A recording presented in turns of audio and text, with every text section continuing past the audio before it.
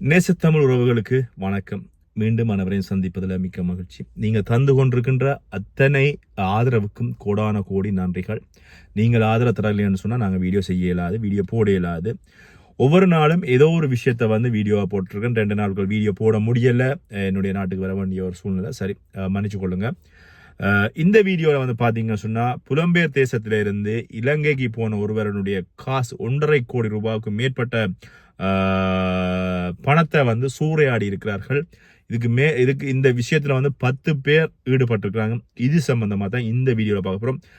அதுக்கு முன்பதாக இது சம்பந்தமாக லைக் பண்ணுங்க, உங்களுடைய கருத்துக்களை என்னோட பகிர்ந்து கொள்ளுங்க. அது மட்டும் இல்லாமல் முடிஞ்சவரை ஷேர் பண்ணுங்க. புதிதாக என்னுடைய சேனலுக்கு வருவாங்க, என்னுடைய சேனலை சப்ஸ்கிரைப் பண்ணி விட்டு உள்ள வாங்க. இலங்கையில புலம்பெயர் தேசத்திலிருந்து போபவர்களை வைத்து கொள்ளையடிப்பதற்குன்னு சொல்லி ஒரு கூட்டம் இருக்கிறது.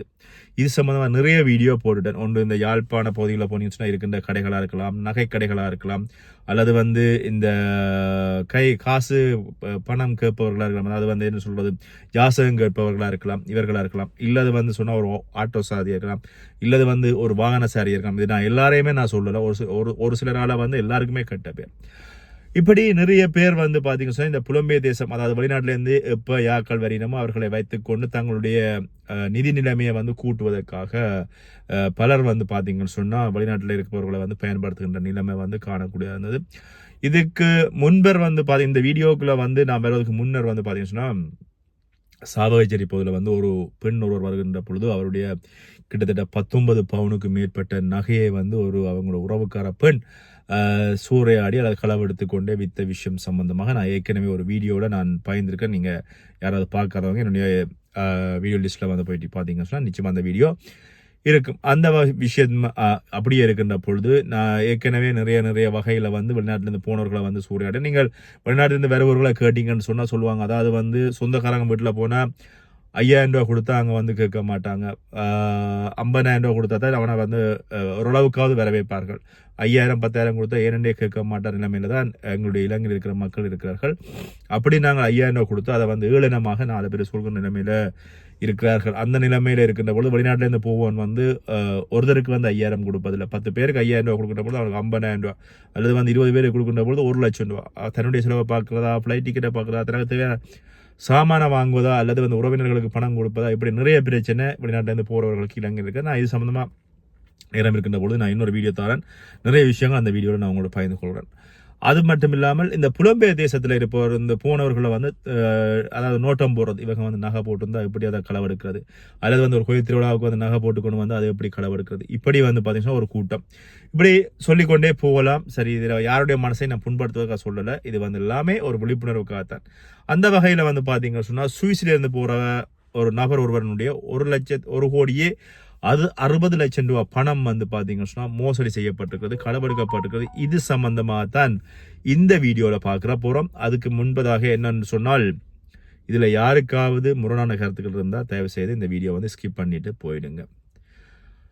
சுவிஸ்லேருந்து போராக்களை தான் ஏற்கனவே குறிவைக்கிறாங்க. ஏற்கனவே நான் சொன்னது இந்த தாலிக்குடி பிரச்சனை எல்லாமே பார்த்தீங்கன்னா சுவிஸ்லேருந்து போனாலாக இருக்கலாம், அல்லது வேறு பார்த்தீங்கன்னா சுவிஸில் போராக்களுக்கு நிறைய பிரச்சனை எங்களுடைய நாட்டில் இருக்குது. அதே மாதிரி தான் இந்த விஷயம் பார்த்தீங்கன்னா வடமராட்சி அல்வாய் கிழக்கு பகுதியில் இந்த விஷயம் இடம்பெற்றிருக்கிறது. சுவிஸ்லேருந்து ஒரு சகோதரன் ஒருவர் எங்களுடைய நாட்டுக்கு விடுமுறைக்காக தன்னோட குடும்பத்தோடு அங்கே போயிருக்கிறார். அவருடைய உறவினர் ஒருவருடைய வீட்டில் இவர் பார்த்தீங்கன்னு சொன்னால் 1 கோடியே 60 லட்சம் பெறுமதியான இலங்கை ரூபாவை கொள்ளையடித்த நபர்கள் தனது சக நண்பர்களுடன் சிறிது நாட்களாக மோட்டார் சைக்கிள், அது மட்டும் இல்லாமல் புதிய தொலைபேசி வாங்குவது மற்றும் பொழுதுபோக்கு செயற்பாடுகளில் ஈடுபட்டு வந்ததை கவனிச்சிருக்கிறாரு. இதுக்கு பின்னாலே என்ன நடந்திருக்கிறது அப்படின்னு சொல்லி பார்த்தீங்கன்னு சொன்னால், நெல்லியடி போலீசார் 10 சந்தேக நபர்களை கைது செய்திருக்கிறார்கள். நெல்லியடி பகுதியில் களவு, போதைப்பொருள் பாவனை மற்றும் குற்ற செயல்கள் அதிகரித்து வருவதாக கிடைக்கப்பெற்ற தகவலின் அடிப்படையில் அவற்றை கட்டுப்படுத்துவதற்காக சிரேஷ்ட போலீஸ் மா அதிபரின் கரவட்டி நெல்லியடி போலீஸ் பிரிவுக்கு போலீஸ் பரிசோதகர் கஜான் புதிதாக நியமிக்கப்பட்டிருக்கிறாரு. அவருடைய வழிநடத்தல பாரிய கொள்ளை சம்பவத்துடன் தொடர்புடையவர்கள் கைது செய்யப்பட்டிருக்கிறாங்க. சுவிஸ் நாட்டிலிருந்து தாயகம் திரும்பி நெல்லியடி பகுதியில் வசித்து வந்த நபருடைய பணத்தை களவாடிய குற்றச்சாட்டில் கைதானவர்களை பருத்தித்துறை நீதவான் நீதிமன்றத்தில் வந்து போலீசார் வந்து நீதிமன்றத்தில் வந்து முற்படுத்தியதை அடுத்து அவர்கள் வந்து விளக்கமறியல் வைக்குமாறு நீதிமன்றம் உத்தரவிட்டிருப்பதாக குறிப்பிட்ட செய்தி சொல்கிறது. இதில் வந்து பார்த்தீங்கன்னு சொன்னால் 3 பெண்களையும் 2 ஆண்களையும் தேடி வருவதாக நெல்லியடி போலீசார் வந்து சொல்லியிருக்காங்க. அது மட்டும் இல்லாமல் குறிப்பிட்ட சுவிஸ் நாட்டவரிடம் திருடிய பணத்தில் வந்து 75 லட்சம் ரூபாய் பணம், 9000 சுவிஸ் பிராங்க், அதாவது வந்து சுவிஸ் பிராங்க், அதிநவீன மோட்டார் சைக்கிள் ஒன்று, அதிநவீன கையடக்க தொலைபேசிகள் 5 என்பவற்றை வந்து போலீசார் மீட்டிருக்கிறாங்க அந்த களவாடிய நபர்களிடம் இருந்து. அது மட்டும் இல்லாமல் சுவிஸ் நாட்டில் வேலையிலிருந்து ஓய்வு பெற்ற கொடுப்பனமான பெருந்தொகை பணத்துடன் தாயகம் திரும்பி நெல்லியடி பகுதியில் வயோதிபர் ஒருவர் வசித்து வந்திருக்கிறாங்க. அவர் தனது வீட்டில் வெளிநாட்டு நாணய தாள்கள் உள்ளிட்ட சுமார் 1,40,00,000 அதிகமான பணத்தினை வைத்திருந்தார் அப்படின்னு சொல்லியும், இந்த நிலையில கடந்த சில தினங்களாக தனது பணம் காணாமல் போனதை அறிந்து அது தொடர்பில் வந்து நெல்லியடி போலீசாரிடம் வந்து முறைப்பாடு செய்திருக்கின்ற அதன் அடிப்படையில் விசாரணைகளை முன்னெடுத்த போலீசார் குறித்த நபரனுடைய வீட்டு வேலைக்கு வந்து செல்லும் 2 தொடர்பில் வந்து சந்தேகம் அடைந்து 2 வந்து கைது செய்து விசாரிக்கின்றதன் அடிப்படையில் வந்து 2 வந்து தாங்கள் தான் பணத்தை வந்து வீட்டிலிருந்து சிறிதாக திருடி வந்ததாகவும் அவற்றினை நண்பர்கள் தெரிந்தவர்கள் ஊடாக நெல்லியடி பகுதியில் உள்ள உள்நாட்டு வெளிநாட்டு பணங்களை மாற்றி கொடுக்கும் நிலையத்தில் வந்து மாற்றியதாகவும் கூறியிருக்கிறாங்க. அதன் அடிப்படையில் தொடர்ச்சியாக இடம்பெற்ற விசாரணைகளின் மேற்கொண்ட போலீசார் திருட்டுக்கு உடந்தையாக செயற்பட்டமை, திருடப்பட்ட பணத்தினை உடைமையில் வைத்திருந்தமை உள்ளிட்ட குற்றச்சாட்டுகளில் மேலும் 10 பேரை கைது செய்திருக்கிறார்கள். கைது செய்யப்பட்ட நபர்கள் விசாரணைகளின் பின்னர் இன்றைய தினம், அதாவது வந்து இந்த செய்தி வெளியாக இருக்கிறது வந்து நேற்று, 8 பேரையும் விளக்கமறியலை வைக்குமாறு நீதிமன்றம் உத்தரவிட்டிருப்பதாக செய்திகள் சொல்லப்பட்டிருக்கிறது. இவர்களுடைய படங்கள் வெளியாகி இருக்கிறது. அதாவது நான் ஏற்கனவே சொன்னது போல இந்த புலம்பெயர் தேசத்திலிருந்து வருவவங்களை வந்து குறி வச்சு இந்த பணத்தை வந்து கொள்ளையடிக்கிறது. அது வயோதிபர்கள் அப்படின்ற பொழுது அவர்களை இலகுவாக ஏமாற்றி விடலாம், அல்லது வந்து இலங்கையில இருக்கின்ற பொழுது எங்களுடைய இளைஞர் சமுதாயம் வந்து பார்த்தீங்கன்னு சொன்னால் இலகுவாக இந்த வயோதிபர்களை குறிவைப்பது, அல்லது உறவினர்களாக இருக்கின்ற பொழுது 50-100 வாங்கி செலவழிக்கிறது. அதை மட்டும் இப்படி வேலைக்கு வருகிறார்கள் என்ன வயோதிபர்கள் என்ற பட்சத்தில் அவர்கள் தங்களுடைய இதர வேலைகளுக்காக எப்படியாச்சும் ஒரு வேலைக்கார வைப்பாங்க.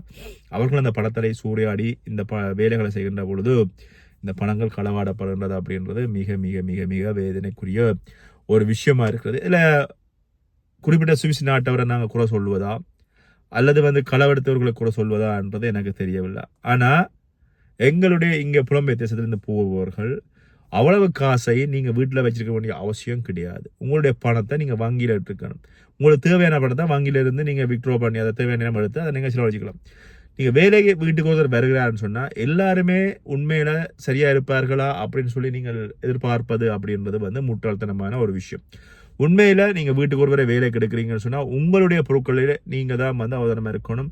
வெளியிலேருந்து ஒரு நபர் உள்ளே வருகின்ற பொழுது அவர் களவெடுத்துட்டு போகிறார் அப்படின்னு சொன்னால் அவர் மீது குற்றம் சொல்லி கொண்டு அவரை பிடித்து பொலிசில் கொடுப்பதோ அல்ல அவரை பிடித்து சிறையில் அடைப்பது வந்து முட்டாள்தனமான விஷயம் என்னை பொறுத்தவரையில். புலம்பெயர் தேசத்திலிருந்து போகிற நீங்கள் உங்களுடைய பணங்களை நீங்கள் மாற்றி நீங்கள் வங்கியில் வச்சு விட்டு உங்களுக்கு தேவையான பணத்தை நீங்கள் வித்ட்ரா பண்ணி செலவழிக்கின்ற பொழுது உங்களுக்கு இந்த பிரச்சனைகள் வரவே வராது. இதில் வந்து அவனையும் சிறையில் அடித்து அவனையும் வந்து கெட்டவனாக்கி செய்கிறது அப்படின்றது வந்து கவலைக்குரிய ஒரு விஷயம். நான் அதுக்காக களவெடுத்தவர்களுக்கு வந்து நான் இந்த இடத்துல அவர்களுக்கு சார்பாக நான் பேச வரல. ஆனால் அப்படி செய்கிறது அப்படின்றது வந்து ஏற்றுக்கொள்ள முடியாத விஷயம். எங்கள் மேலே பிள்ளையை வச்சுக்கொண்டு மற்றவனை வந்து நாங்கள் விரல் நீட்டுவதற்கு வந்து அதிகாரம் கிடையாது. அவனை வந்து குற்றம் சுமத்தி அவனை வந்து சிறையில் அடைப்பதற்கு எங்களுக்கு அதிகாரம் கிடையாது. புலம்பெயர்ந்து போவர்கள் எப்படி என்ன செய்கிறார்கள் அப்படின்னு சொல்லி நீங்கள் இலங்கைக்கு போன சகோதரிகளுக்கு தெரியும். அங்கே போய் என்ன விஷயங்களை செய்கிறார்கள், எப்படி தங்களுடைய அடுத்தடுத்த கட்ட நகர்வுகள் அல்லது வந்து அவருடைய ஆடம்பர வாழ்க்கை அல்லது ஒரு குறிப்பிட்ட காலம் வெளிநாட்டில் இருந்து விட்டு போனால் அங்கே அவர்கள் செய்கின்ற கூத்துக்கள் இவைகள் எல்லாமே ஓரளவுக்கு இங்கேருந்து இலங்கைக்கு போய் வருபவர்கள் அயலவர்கள் கேட்டிருப்பீங்க, தெரிஞ்சிருப்பீங்க, அறிஞ்சிருப்பீங்க. இப்படியான நபர்கள் ஒரு சிலர் செய்கின்ற இந்த விதமான வேலைகள் காரணமாக இதில் புலம்பெயர் சமுதாயத்துக்கும் கெட்ட பேர் வருகிறது. அதே மாதிரி அங்கே இருக்கிற எங்களுடைய இளைஞர் சமுதாயத்துக்கும் கெட்ட பேர் வருகிறது. ஒரு சிலர் செய்கிற தவறுகள் காரணமாக ஒட்டுமொத்த மக்களுக்குமே இந்த தவறு வருது. நான் தொடர்ச்சியாக இதை தான் சொல்லி கொண்டு வரேன். என்னென்னு சொன்னால் ஒரு சிலர் செய்கின்ற தவறுகள் காரணமாக ஒட்டுமொத்த எங்களுடைய சமுதாயத்துக்கும் வந்து கெட்ட பேர் வருகிறது. இதை வந்து அங்கே இருக்கிற சகோதர சகோதரிகள் இல்லை இளைஞர் சமுதாயம் இதை புரிஞ்சு கொள்ளணும். உங்களால் ஒரு சிலரால் வந்து கெட்ட பேர் வருகிறது அப்படின்னு சொல்லி அதே மாதிரி புலம்பெயர் தேசத்தில் போகிறோம்னு சொன்னால் உங்களுடைய சொத்துக்களை வந்து நீங்கள் தான் பாதுகாக்கணும். காணல அங்கே போயிட்டு இங்கே போயிட்டுன்னு சொல்லி அங்கே இருக்கிறவன் மேலே அல்லது உங்களை வீட்டை வேலைக்கு வருவன் மேலே குற்றச்சாட்டுகள் சொல்லக்கூடாது. நான் ஏற்கனவே சொல்லியிருக்கேன், எங்களோட புலம்பெயர் தேசத்தில் இருப்பவர்கள் எப்படி எனக்கு குற்றச்சாட்டுகளை இலங்கை இருப்பவர்கள் மீது வைக்கிறார்கள். அதாவது வந்து அங்கே வேலைக்கு வருகிற ஒருவரை வந்து எப்படி சித்தவதை செய்கிறார்கள். அதை வந்து ஒரு தேசிக்கை எடுத்துகிட்டு போனால் அதுக்கான எவ்வளவு அவர்கள் செய்கின்ற அட்டகாசங்கள் எல்லாமே நான் ஏற்கனவே நிறைய வீடியோக்கள் பகிர்ந்திருக்கிறேன் நினைக்கிறேன். அதே போல் இந்த விஷயம் வந்து என்னை பொறுத்தவரை நான் 2 பக்கம், அதாவது வந்து பணத்தை இழந்தவர் மீதும் குற்றம் சொல்லவில்லை, அதாவது வந்து களவெடுத்தவர் மீதும் நான் குற்றம் சொல்லவில்லை. என்ன காரணம்னு சொன்னால் களவெடுத்தவர் அப்படின்ற பொழுது அவருக்கு பண தேவை இருக்கின்ற பொழுதோ அல்லது வந்து பணம் வீடுகளில் வந்து சும்மா இருக்கின்ற பொழுது யாருக்குமே பணத்தை பார்க்கின்ற பொழுது ஆசை வரும். நாங்கள் எங்களுடைய பொருட்களை எங்களுடைய சொத்துக்களை பாதுகாக்க வேண்டிய கடப்பாடு எங்களுக்கு இருக்கிறது அப்படின்னு சொல்லிக்கொண்டு மீண்டும் இன்னொரு வீடியோ சந்திக்கிறேன். நன்றி.